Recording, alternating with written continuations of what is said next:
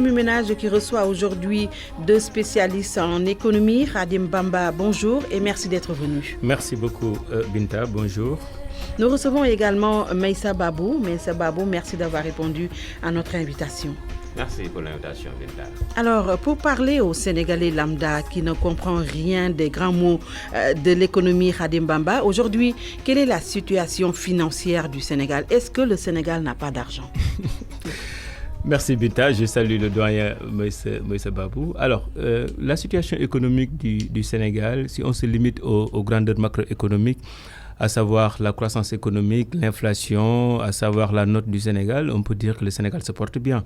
Parce que nous avons une croissance qui se porte à 6%. Et la croissance, c'est l'augmentation des richesses créées à l'intérieur du territoire. Nous avons une inflation maîtrisée et nous avons une note de B+, avec le Standard & Poor's et avec Moody's BA3. Donc, sur les indicateurs macroéconomiques, on se porte bien.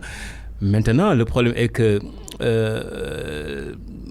ça, c'est quantitatif et la finalité de toute politique économique, c'est l'amélioration de la qualité de vie des citoyens.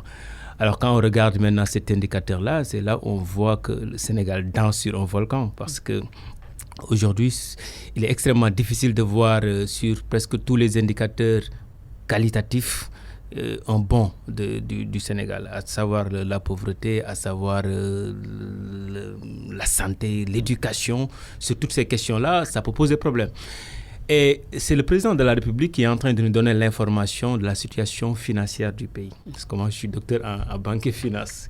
Depuis son élection, il ne parle que de non-augmentation de salaire, des dépenses, des projets qu'on n'arrive pas à terminer, par exemple comme le TER. Je pense que ce projet-là, le TER, qu'il a rendu à terre. Parce que, je pense que c'est un projet qui a absorbé beaucoup d'argent, qu'on n'a pas encore terminé. Et comment faire pour financer ce projet-là? On doit faire des ponctions sur les autres secteurs. Et donc, si les autres secteurs aussi voient leur recettes ou bien leur pactole diminuer, cela va impacter sur leur financement. Et le TER, jusqu'à présent, on n'arrive pas encore à voir son bruit, parce qu'on disait que c'est Dakar-Diamniadio, mais jusqu'à présent, on donne des deadlines qu'on ne respecte pas. C'est vrai. Donc, je pense que sur le plan financier, si le président parle encore de 307 milliards, le président commence à maintenant attaquer d'autres secteurs, comme si, une façon de dire, ne me demandez pas de l'argent, ne demandez pas d'augmentation, on a un problème. Et donc ça... C'est parce que, Meissa Babou, si aujourd'hui, Khadim Bamba dit qu'économiquement ça va, peut-être qu'il va difficilement, convaincre le Sénégalais lambda. Quand on entend un Sénégalais parler, ce qui revient toujours, c'est que l'argent ne circule pas. Qu'est-ce qui se passe? Oui, mais Khadim est resté dans cette fenêtre macroéconomique qui est très belle et qui vend très bien le Sénégal avec des notes positives. Mais le problème du Sénégalais lambda, c'est la microéconomie. C'est-à-dire que c'est ce Sénégalais qui va à Sandaga, qui va au marché Tilène.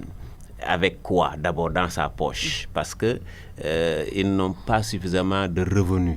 Les salaires sont extrêmement faibles et depuis 2012, en dehors peut-être de l'embauche gouvernementale, le chômage au Sénégal est exécrable. Il n'y a même pas de stage, malgré un taux de croissance, dit-on, de 6 à 7%, ce qui n'est pas du tout inclusif, ce qui ferait que donc les richesses dont on dit créer seraient restées dans le pays et participeraient à un refinancement de cette économie-là et pourraient engendrer beaucoup d'emplois.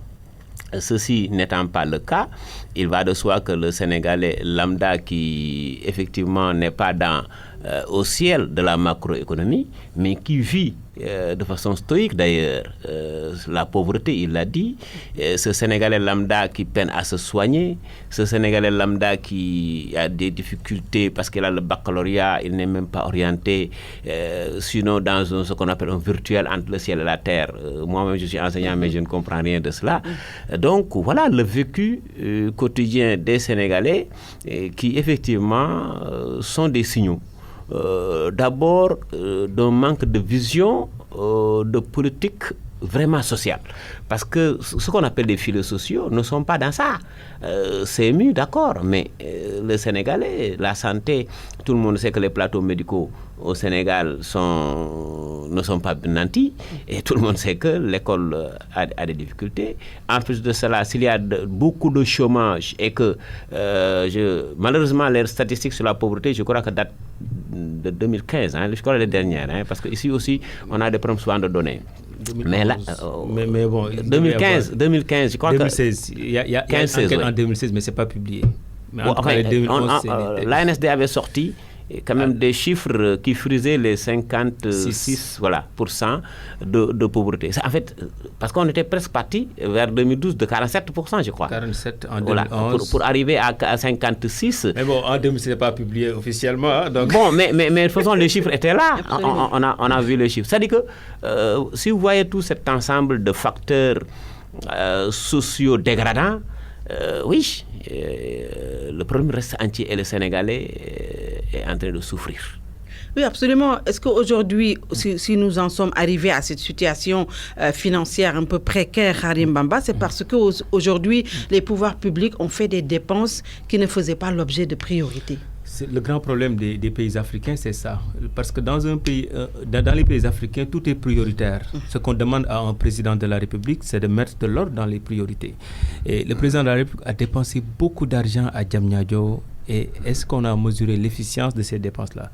Est-ce qu'on a mesuré l'efficience du train express? Par exemple, ici, quand un président fait quelque chose, tout le monde, ceux qui sont avec lui, disent qu'il est extraordinaire, il est génial.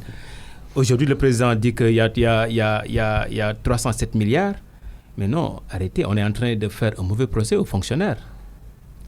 Je vous dis, il y a 135 000 fonctionnaires. Sur ces 135 000 fonctionnaires, parce que les 100 000 sont des enseignants. Vous êtes d'accord avec moi que les enseignants n'ont pas de voiture. Vous sortez les 100 000. Alors, après les 35 000, sortez je ne dis pas les hauts cadres, mais je ne veux pas utiliser le terme petits fonctionnaires. Sortez les policiers, les gendarmes. Je vous dis une chose, sur ces 307 000, je suis sûr et certain que presque 280 000, c'est moins de 100 000 personnes.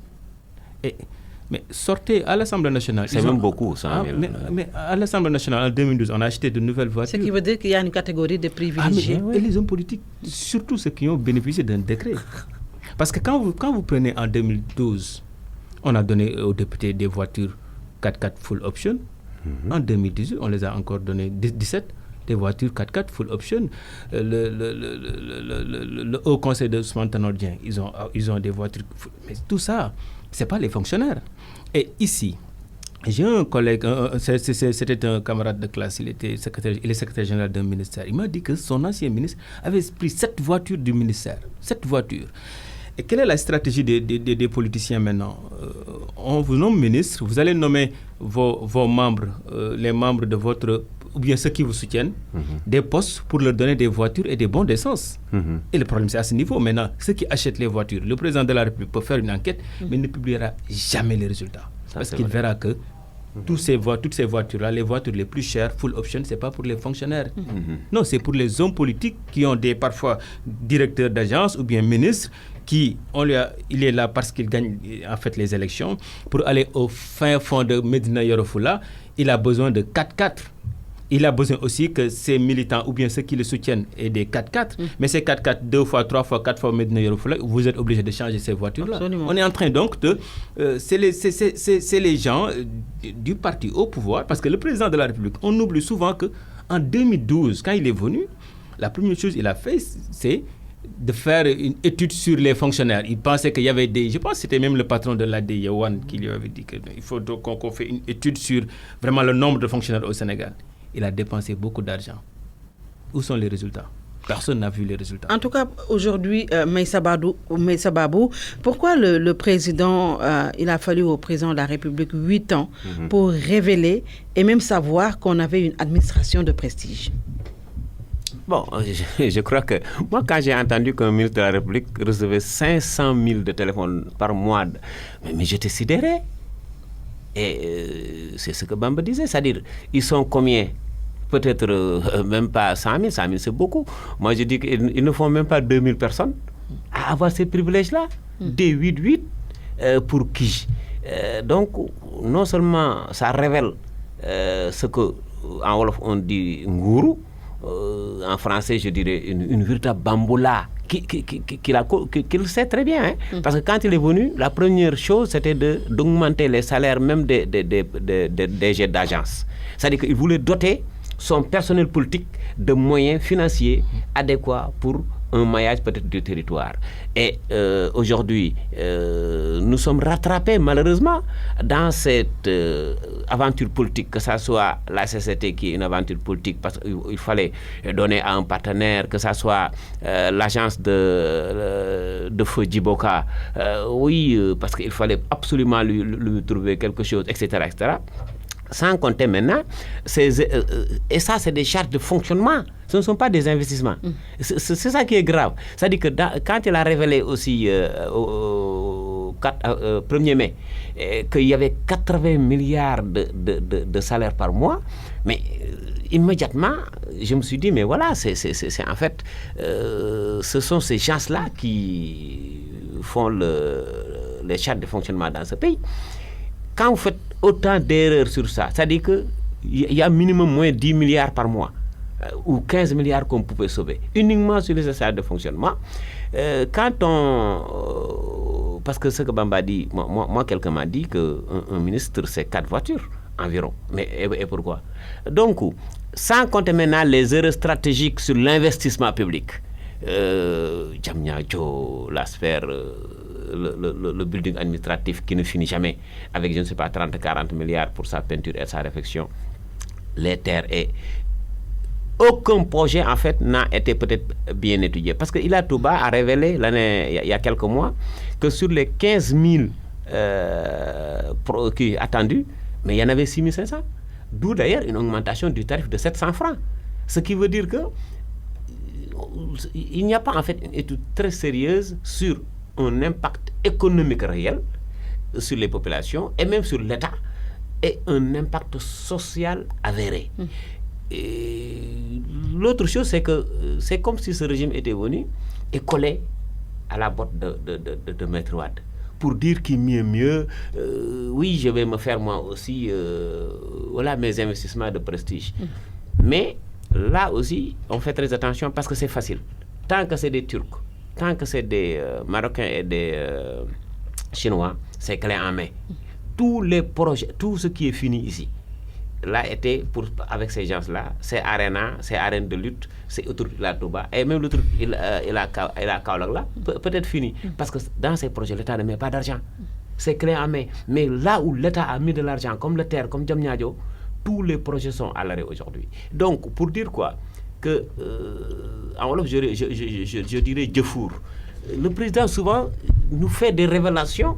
Je ne sais pas si c'est une mauvaise communication. Parce que moi, je serais à côté du président, je n'aurais jamais fait ces révélations en termes de chiffres.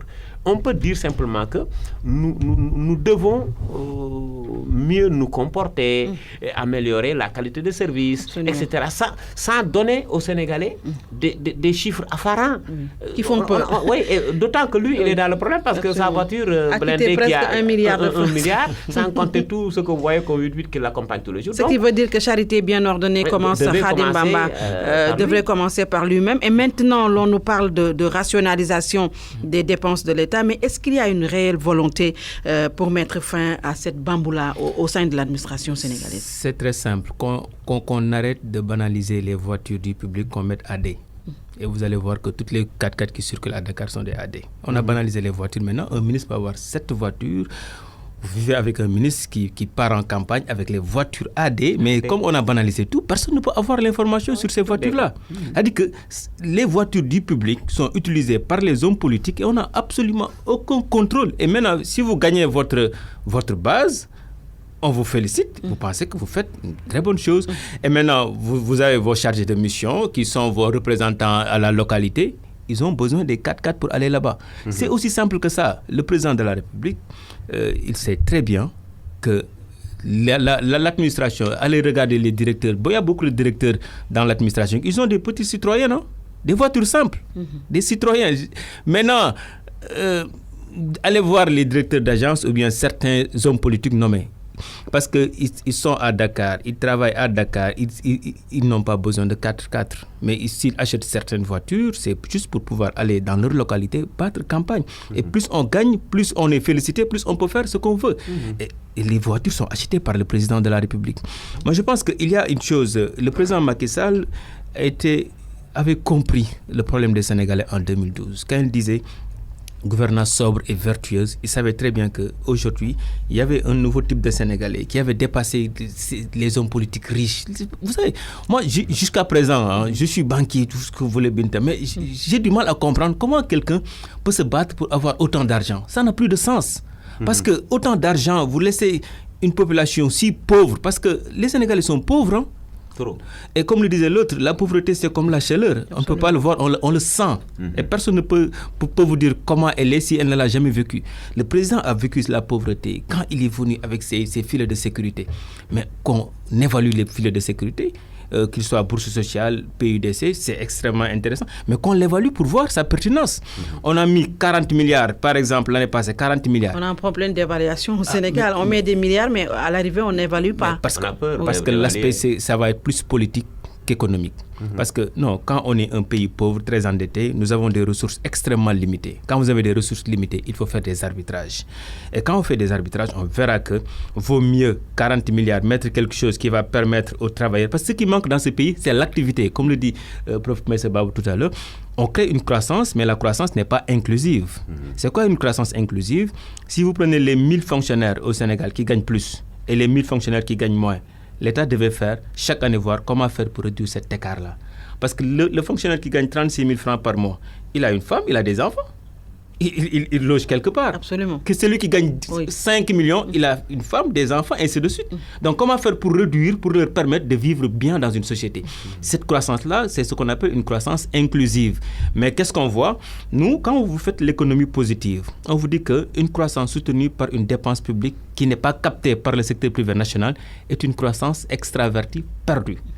Comme l'a dit le professeur tout à l'heure, qu'ils soient les Chinois, les Turcs qui viennent, vous les donnez des marchés, vous augmentez les dépenses publiques et cela va impacter sur le taux de croissance, mais cela est une croissance qui va partir à l'étranger. Alors, le Forum civil Maïssa Babou a enlevé le lièvre parce qu'il a dit que le président avait donné des instructions à la DMTA par rapport aux véhicules de l'administration et même à 2 fois au Conseil des ministres, mais rien de tout cela n'a été exécuté. Est-ce que cette rationalisation annoncée ne sera pas encore qu'un effet d'annonce? Non, moi je ne crois pas aux instructions du chef de l'État. Je crois beaucoup plus à un cadre réglementaire qui dépasse la personne du président. Qu'est-ce que cela veut dire, cadre réglementaire? Un cadre réglementaire, ça dit qu'il faut qu'on écrive noir sur blanc que à tel poste, à tel grade, vous avez seulement droit à tel avantage. Un ministre, je donne un exemple, français, a dîné et a payé son dîner avec l'argent, je ne sais pas, du contribuable. Absolument. Un dîner. Oui. Le ministre de l'écologie. Mais il est parti.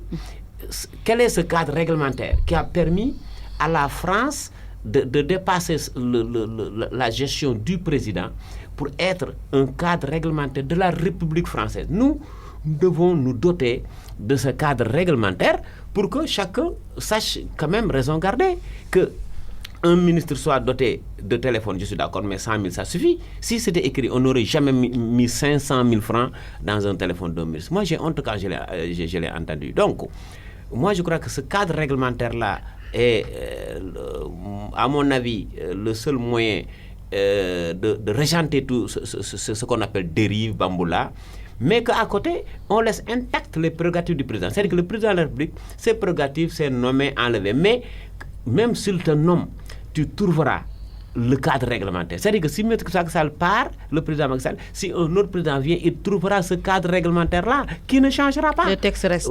Mais les textes restent et les hommes passent. Absolument. Donc, je crois que c'est peut-être une façon de régenter ça. Mais je voudrais rebondir sur un exemple. Je crois que Bamba est bien banquier.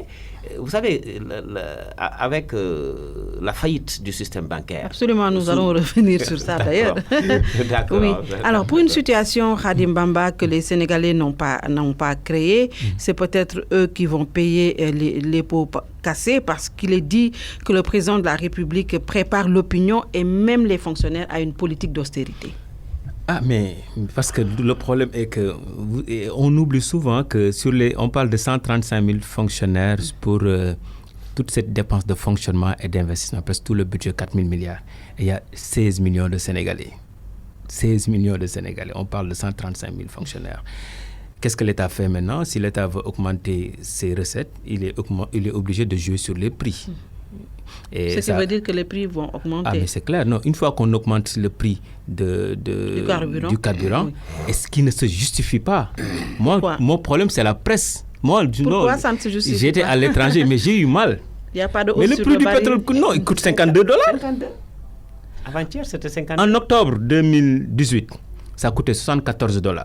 En juillet 2018, ça coûtait $76. On ne l'a pas augmenté. Aujourd'hui, ça coûte $52. Sauf qu'à l'époque, l'État du Sénégal avait bloqué les prix parce qu'il avait subventionné l'année sociale. Ce n'est pas notre problème. Oui. Un État, c'est un État. Oui, absolument. Alors, qu'est-ce qui justifie qu'aujourd'hui, le baril passe de 74 à $52? Vous augmentez? Donc, non, il peut donner des raisons. Les raisons, c'est lui le président. Mais qu'ils ne disent pas que c'est lié à l'augmentation du baril. Ça, c'est vraiment insultant. Et chaque journaliste peut taper sur le net baril du pétrole. Absolument. Il a le prix. Ouais, on a le prix Mais donc, c'est trop facile que l'exécutif augmente en disant que c'est l'augmentation du baril. Le grand problème que le président avait depuis l'année dernière, c'est quoi? Quand vous refusez l'augmentation, le danger, c'est quoi? Vous perdez deux choses. Vous allez voir l'augmentation de vos subventions et une perte de recettes. Parce que chaque jour, à la pompe, vous vendez la chose à 600, vous gagnez 75. Si vous compressez, vous refusez d'augmenter les prix, vous perdez 75 et après vous allez subventionner encore 100. Vous allez perdre deux fois. Mais le président maintenant, aujourd'hui, Niskanen disait que c'est un économiste. Un an avant les élections, il faut fixer les prix, diminuer même les prix, subventionner.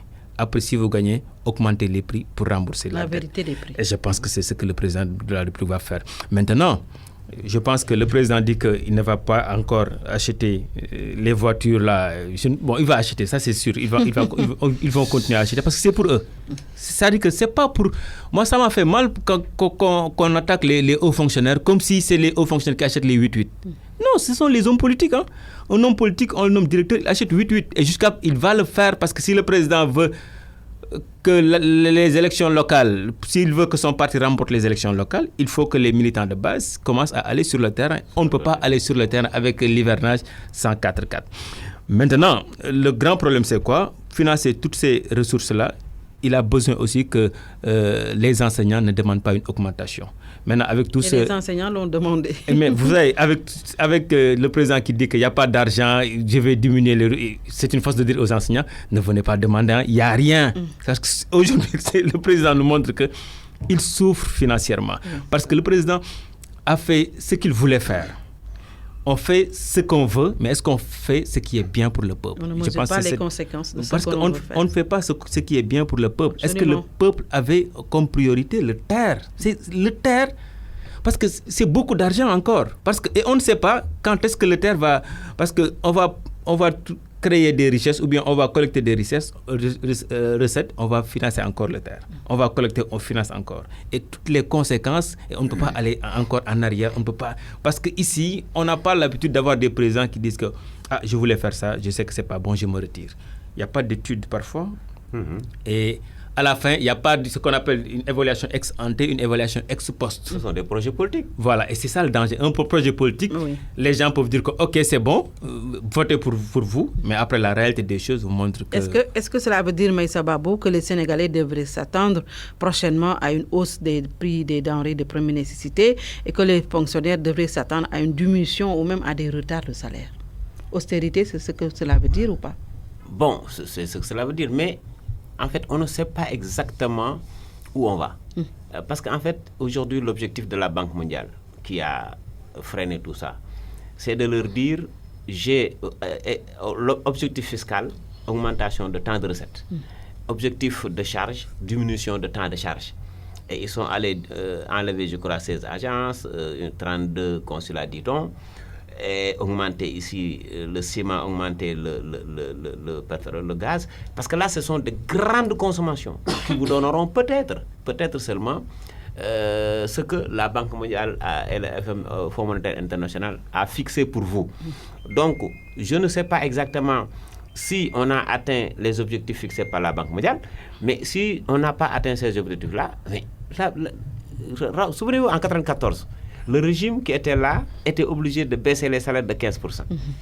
Donc, avec la Banque mondiale, récemment à la Grèce, oui. en Grèce, mais ils ont diminué le traitement des retraités.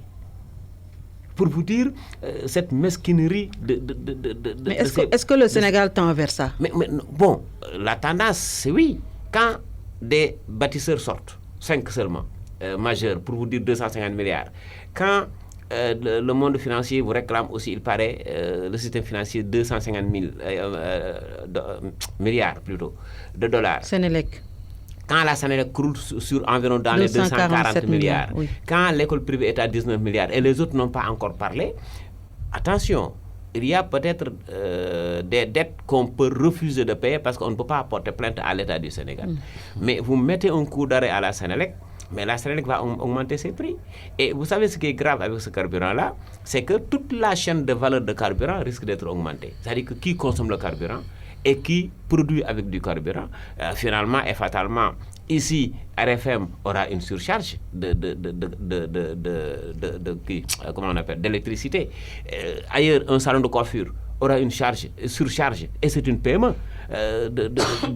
d'électricité. Et donc, on peut même mettre en mal de petites unités au point que si on ne réfléchit pas sur des dimensions, en tout cas, moins peut-être voraces en termes de coûts, on risque d'avoir des problèmes. Et aujourd'hui, ceux qui refusent, parce que ce qui devait se passer, c'est quoi? C'est l'augmentation du pain. Mais ils ont dit niet. Et ils sont prêts à engloutir toutes les boulangeries, quitte à ce que tout le secteur soit mort, oui. Mais pour rien au monde. Ils n'accepteront, paraît-il, une augmentation, alors que c'est normal. Donc, quand vous tenez comme ça un pays, j'augmente quand je veux moins État, et que si quelqu'un a des problèmes et s'il doit augmenter, vous n'augmentez pas, parce qu'après on va dire que c'est l'État encore du Sénégal qui a augmenté. Donc, où va-t-on? Je ne sais pas. Mais tout ce que je sais, c'est que le cri d'alarme du président de la République est un signal extrêmement fort d'avertissement. On a averti les Sénégalais que c'est difficile. On a averti tous les fonctionnaires. Pour un oui, pour un non, un rapport peut tomber pour dire tel monsieur a utilisé 2 fois son téléphone. Donc, c'est pratiquement nous mettre dans un stress angoissant. Absolument. Parce que fatalement, on ne sait pas. On donc, ne sent même pas l'air de fête à 2 jours de la Tabaski. Ça veut dire que les Sénégalais sont crispés. Oui. Ce qui est clair, c'est qu'il y a un déficit de trésorerie. Ce qui est clair, c'est que l'État du Sénégal ne peut pas régler toutes ces arriérés-là. Et donc, tout est possible pour que Amadou Ba, qui nous a mis dans ce problème-là, moi je le dis et je le répète, c'est lui le problème. Parce que nous, quand on criait, et pour lui dire... Pourquoi Amadou Ba, c'est lui le problème? Mais c'est lui l'endettement. Vous savez que tout ça, c'est l'endettement. Oui, absolument. Nous sommes à plus de 7 000 milliards. Nous remboursons environ 80 milliards par mois. Plus 80 milliards de salaire, ça fait combien? 160 milliards par mois de dépenses incompressibles. Alors que le Sénégal, c'est quoi? C'est un pays fiscal. Aujourd'hui, on n'a qu'à la fiscalité pour payer. Est-ce que la fiscalité pour aéroport, TVA, etc. peut engranger tous les mois 160 milliards? Mais c'est extrêmement difficile. Donc, il y a des risques de glissement. Surtout quand c'est la pluie, l'hivernage, il y a des risques de glissement parce que l'économie sera en perne, la TVA, donc les TVA vont baisser, et donc il y aura peut-être moins de trucs au port. On ne sait jamais. Et on fera face à des difficultés qui ne pourront pas être réglées par l'emprunt. Parce qu'aujourd'hui, on a fermé la porte. Moi, je me pose cette question. À 6 mois, je crois, un an des élections. Mais nous sommes allés prendre 1300 milliards eurobonds. Et la Banque mondiale avait dit gardez au moins la moitié pour 2019, ils avaient refusé. Qu'est-ce qu'on a dû faire avec autant d'argent? Peut-être que, comme l'a dit Bamba, on a englouti beaucoup de choses quand même dans la terre. Et c'est cette terre-là peut-être qui nous a mis à terre, sans compter l'aventure Diamniadio. Oui, ce sont des projets qui n'ont pas été bien étudiés. Qui n'ont pas été prioritaires. Khadim Bamba, si le président a révélé les 307 milliards de véhicules de l'administration, 17 milliards pour le téléphone encore de l'administration, est-ce que c'est un aveu d'échec par rapport à la politique de bonne gouvernance qu'il avait promis aux Sénégalais? Bon, je pense que le président Macky Sall avait toutes les informations. Il a été président depuis 2012. Parfois, j'ai l'impression que le président vient d'être élu en 2019 et il fait le bilan de l'autre président. C'est son bilan, c'est lui. Il savait tout cela. Tout le problème, c'est que les dépenses ont augmenté. Parce que d'habitude, beaucoup de Sénégalais attaquent la Banque mondiale et le Fonds monétaire. Si les Sénégalais savaient comment fonctionne la Banque mondiale, on ne va pas l'attaquer. La Banque mondiale nous protège plus. Ah bon? C'est quoi la Banque mondiale? C'est ça le grand problème au Sénégal. La Banque mondiale, c'est comme Binta qui est là, noté AAA. C'est-à-dire que tu as le respect de tout le monde. Moi, je suis noté BB. Si je suis noté BB, j'emprunte sur le marché avec un taux de 12%. Mais vous empruntez avec un taux de 1%. Vous dites que Khadim, présente-moi le projet. Si c'est bon, je vais emprunter à mon et vous donner avec un taux de 2,53%. Mais il faut que le projet impacte sur le développement de votre pays. Sinon, vous allez sur le marché.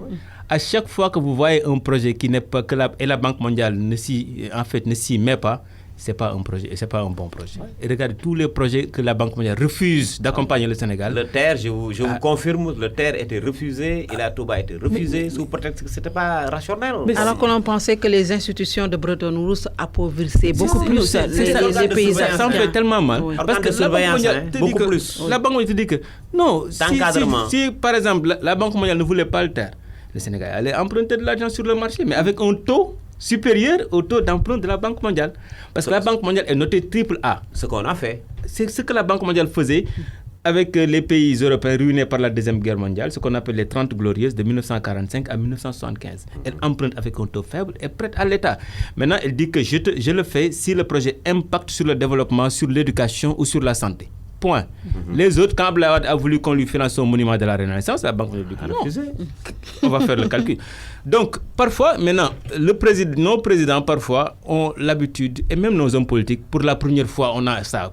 On aime le terme première fois. Pour la première fois, on a un train en Afrique. Mais non, il faut qu'on dépasse ça.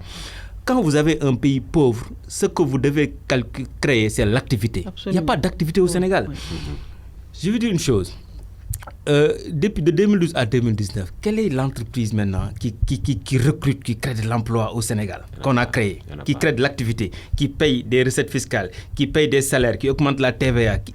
Où est cette entreprise-là? Il n'y en a pas. Regarde tout ce qu'on a créé à Diamniadio. Vous passez à Diamniadio, c'est mort, ça ne bouge pas.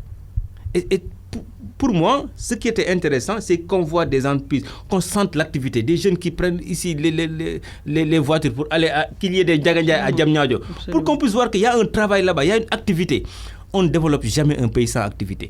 Les Chinois viennent, gagnent les marchés, font la chose, c'est ce qu'on appelle les dépenses captées par les entreprises étrangères. Après, ils partent avec l'argent, le bénéfice, le salaire et vous laissent avec une dette. Absolument. Maintenant, la chance que nous avons, et je pense que le président ne doit pas continuer à surfer sur ça. Dans 3 ans, 4 ans, nous serons un pays pétrolier. Les gens prêteront, surtout les fonds vautours, peuvent prêter de l'argent au Sénégal parce que simplement, dans 4 ans, 5 ans, on va être un pays pétrolier. Et si on surfe sur ça aussi, on va encore avoir une dette extraordinaire pour tuer la prochaine génération. Absolument. Le président qui va venir en 2025 n'aura pas les moyens financiers de pouvoir exploiter, mais d'une manière efficiente, le pétrole pour financer le développement.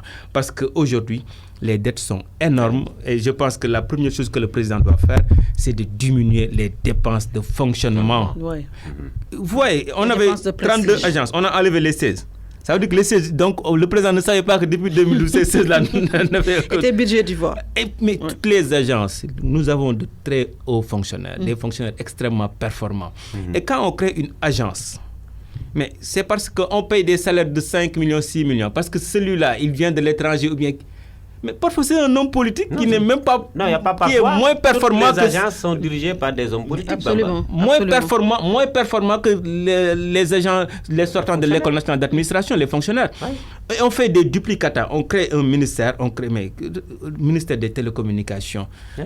Ministère de l'économie. J'ai vu même dans le nouveau gouvernement, je pense qu'ils doivent rectifier ça, économie numérique et télécommunications. L'économie est dans l'économie numérique. On crée ça, on crée une agence ARTP. Mais ça veut dire quoi?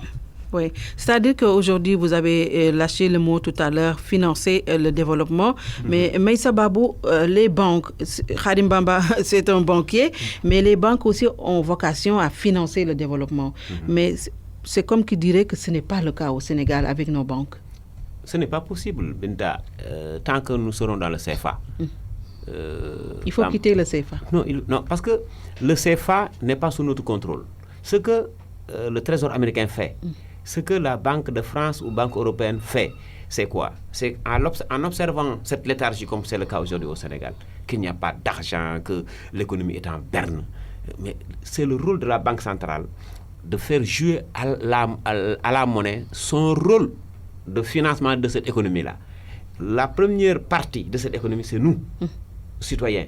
Nous devons avoir le courage d'aller faire des prêts. Mais à quel taux? Exorbitant. Si c'est 2%, 3%, les gens iront prendre. Et la deuxième partie de ce financement, ce sont les entreprises. Surtout nos PME qui n'ont pas ces moyens. Et ces PME-là, tant que vous les appelez à 2, 3, 4%, elles vont prendre.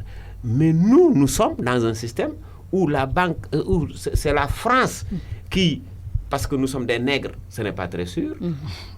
Tout ce que je dis là, ce sont des points en plus.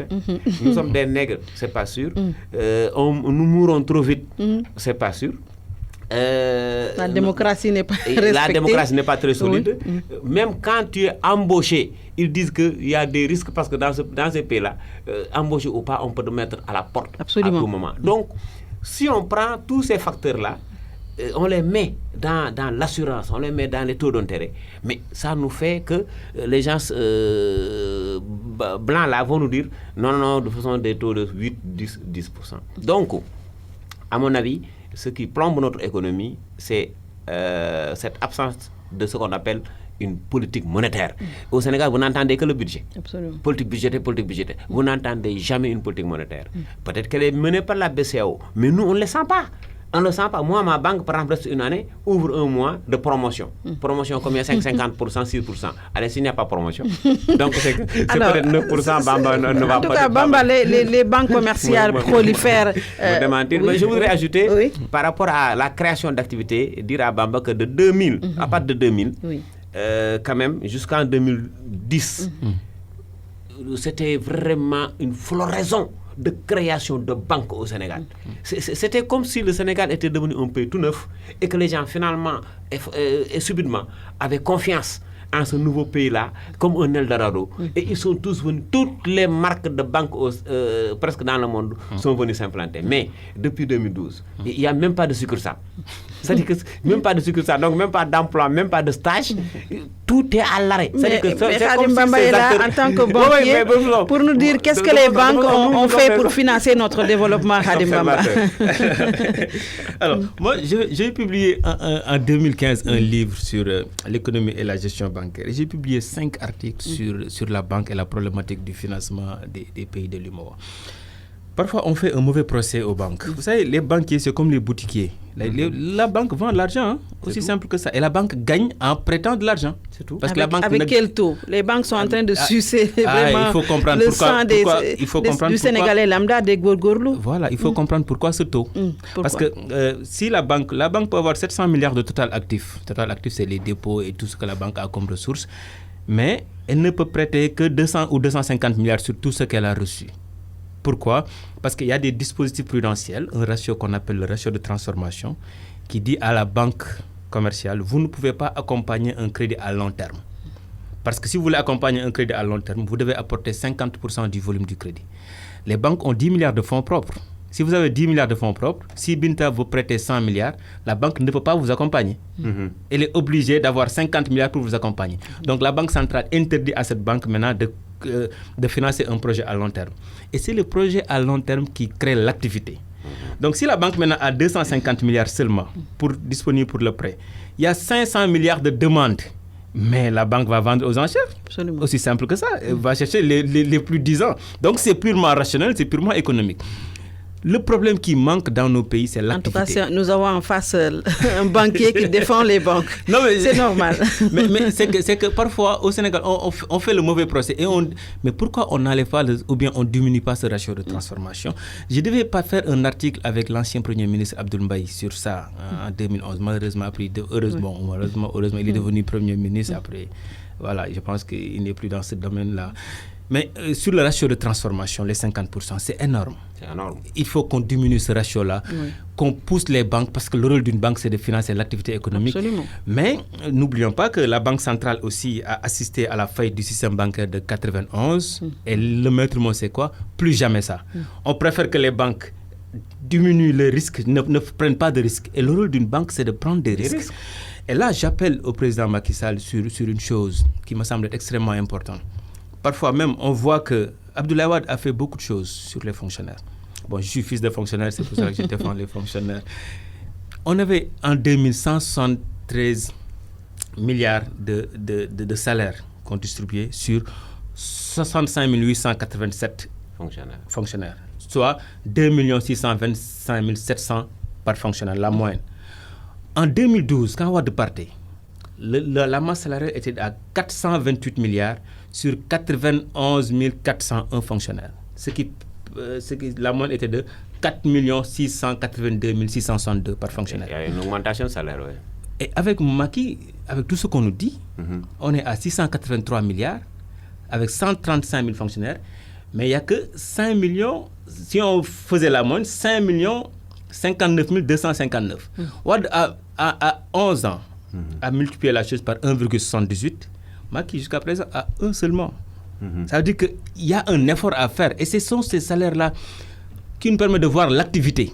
Parce que la banque aussi finance, on n'a que 135 000 fonctionnaires. Si on prend les 200 000 fonctionnaires du privé, c'est 330 000 fonctionnaires. Et il y a certains emplois qui sont extrêmement fragiles.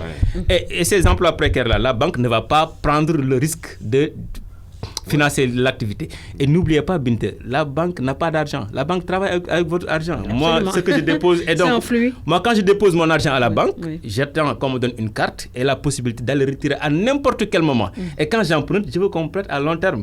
Et donc, la banque doit transformer les dépôts à court terme à des prêts à long terme. Donc, si la banque n'est pas accompagnée par la Banque centrale, mais malheureusement, ce sont les hommes politiques, surtout les présidents, qui oublient que les présidents sont au-dessus de la Banque centrale. Mais parfois, vous entendez des présidents qui demandent à la Banque centrale, le président Macky Sall l'a fait en 2013, pousser les banques à diminuer leur taux d'intérêt, alors que s'il ne sait pas que le taux directeur, c'est la Banque centrale. Alors, aujourd'hui, Meïssa Babo, nous allons aller très rapidement. Le secteur privé a-t-il une part de responsabilité dans la situation financière que vit le Sénégal aujourd'hui? Non. Le secteur privé national a été zappé longtemps. Le secteur privé national a toujours appelé à participer. Et il y a 2 ans, je crois, au centre Abdou Diouf, ils ont même crié. Mais la réponse du président a été comme une bombe. Non, ils viendront, débrouillez-vous. Comme si ce que le Maroc fait avec ses entreprises, c'est-à-dire que les accompagner par une banque marocaine, les accompagner par une compagnie d'assurance marocaine, le Sénégal, qui n'a pas vu ces exemples-là, les Chinois, il y a Exit Bank, je ne sais pas quoi. Exit Bank derrière. Mais ce sont des entreprises, entrepreneurs comme les entrepreneurs sénégalais. Mais comme dit Khadim, nous, on n'a pas un système financier, un système bancaire capable de donner 100 milliards à un promoteur sénégalais. Mais nous avons quand même un système, un secteur privé qui est assez fort. Nous avons récemment vu la naissance du Club des investisseurs. Est-ce que ce Club des investisseurs-là ne peut pas aller jusqu'à créer même une banque? Je crois que le secteur privé ne peut pas être fort. Parce que le secteur privé sénégalais, c'est quelques patrons, on peut les compter du bout des doigts, et ces gens-là ne sont pas riches. Personne n'a 1 milliard dans ses comptes. Et puisque tu n'as pas un partenaire financier solide, comme un Chinois ou bien comme un Marocain, qui est prêt à te donner 100 milliards pour un projet de Ila Touba, c'est combien? C'est 400 milliards. Donc, aucun entrepreneur sénégalais... Donc, le président de la République a peut-être raison pour ne pas confier les grands projets à un secteur privé qui n'est pas riche. Non, tant que les textes sont comme ça. C'est-à-dire que donc, comment sauver et intégrer ce système privé national? C'est le code des investissements. Il fallait simplement écrire dans ce code-là que tout projet qui dépasserait un investissement par exemple de 100 milliards devra forcément être accompagné par un groupe de Sénégalais à hauteur de 25%.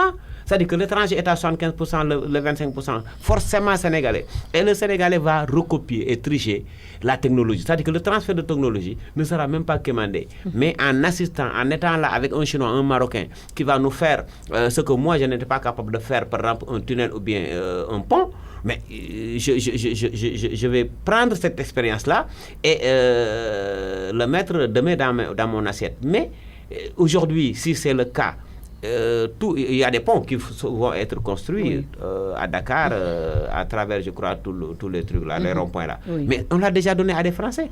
C'est-à-dire que donc, je peux plaindre quelque part le privé national sénégalais, peut-être pour manque de moyens. Mais est-ce qu'il y a une entreprise chinoise ou bien une entreprise marocaine qui est capable de faire ce qu'ils font actuellement au Sénégal sans l'accompagnement? Non, je ne le crois pas. Moi, je crois que c'est l'État du Sénégal qui n'a pas pris ses responsabilités pour changer son code des investissements. Ce pays-là est trop ouvert.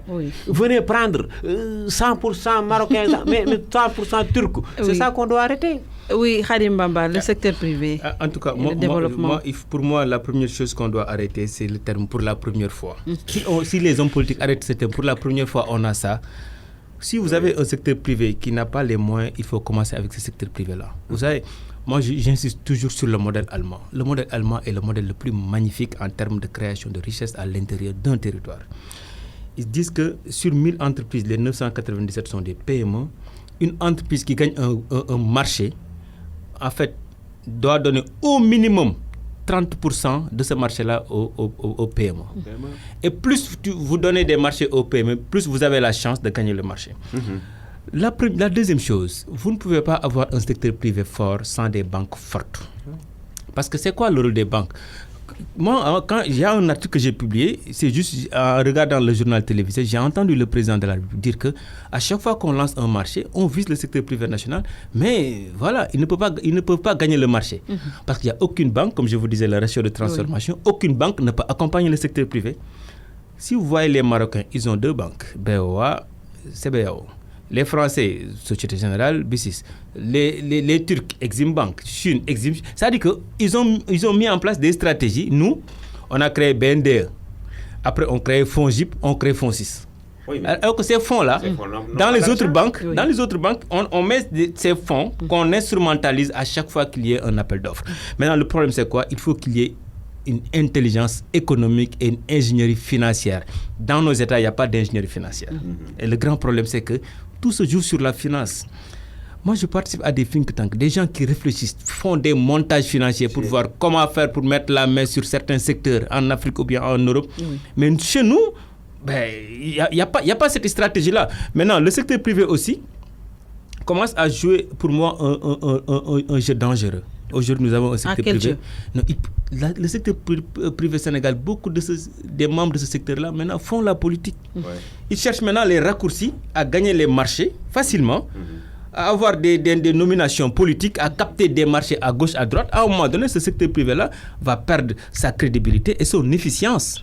Maintenant, si vous voulez gagner un marché, allez-y à l'APR, financer, participer à la campagne, vous pouvez gagner des marchés. À partir de ce moment, il est difficile d'avoir un secteur privé crédible. Absolument. Et il est temps que maintenant, l'État du Sénégal comprenne que si vous aidez un secteur privé national, ce secteur privé-là qui gagne, qui laisse l'argent à l'intérieur du Sénégal, qui recrute des Sénégalais, qui n'exporte pas son bénéfice, vous ne pouvez pas avoir mieux.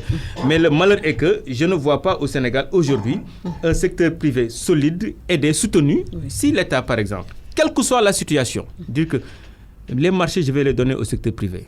Par exemple, regarde tout ce qu'on voit à Diamniadio. Si Diamniadio était construit, parce que on voit le secteur privé national, même si parfois le secteur privé peut avoir des problèmes de moyens, l'État emprunte et préfinance le secteur privé. Qu'il y ait activité qui reste au Sénégal, mais l'activité au Sénégal est contrôlée par des entreprises. Alors, qui ne laissent pas leur bénéfice social. Nous allons très rapidement terminer sur 1 minute avec vous, Meïssa Babou. Le financement du développement, est-ce que cela doit-il toujours passer par la fiscalité ou l'endettement? Est-ce que l'État aujourd'hui ne devrait pas aussi miser sur d'autres niches, le secteur informel par exemple? Oui, comme on dit en Wolof, le secteur informel, c'est un matelas social qui cache d'ailleurs et la pauvreté et le chômage. Et ce secteur-là est un paravent. Les politiques devraient même s'en féliciter parce que tous ces gosses-là, s'ils n'étaient pas dans ce secteur-là, ce serait une bombe.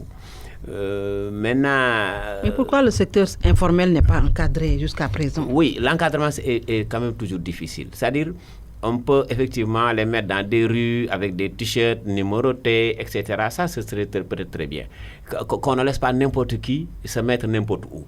Mais il y aura à vie un secteur quand même informel. Mais le financement du développement, je crois que pour nos États, où on ne peut pas compter sur des banques, doit reposer sur une intelligence entre l'addition de ressources, les ressources internes, que ça soit fiscal, si on a du pétrole, c'est bien, et maintenant l'emprunt. L'emprunt est un excellent moyen de développement. C'est un tambour. Mais il faut absolument être dans une fourchette, d'abord, d'un montant emprunté qui puisse être remboursé sans vous blesser. Et deuxièmement, il faut que les projets pour lesquels vous êtes allé emprunter, que les populations sentent que s'il y a un problème, c'est cet hôpital-là. S'il y a un problème, c'est vraiment parce que aussi mon fils va à l'école. Mais si vous les mettez dans ce qu'on appelle des investissements de prestige, comme disait Khadim Bamba, pour uniquement ce petit bout de truc, c'est la première fois, mais vous nous mettez dans des difficultés. Donc, il faut une vision. Et moi, je crois que c'est là-bas où tout est cassé, parce que la bourse familiale de 40 milliards, répétée tous les ans, mais imaginez ça, 40 milliards qu'on répète. C'est-à-dire que moi, on m'aurait donné les 40 milliards, j'aurais appliqué une politique de développement communautaire et faire rentrer tous ces ruraux-là dans le village respectif, parce que je vais mettre quelque chose quand même là-bas. Et merci à nos invités, les économistes Khadim Bamba et Meïssa Babou. Merci également à Abou Cham à la technique. Bon dimanche et à dimanche prochain, s'il plaît à Dieu.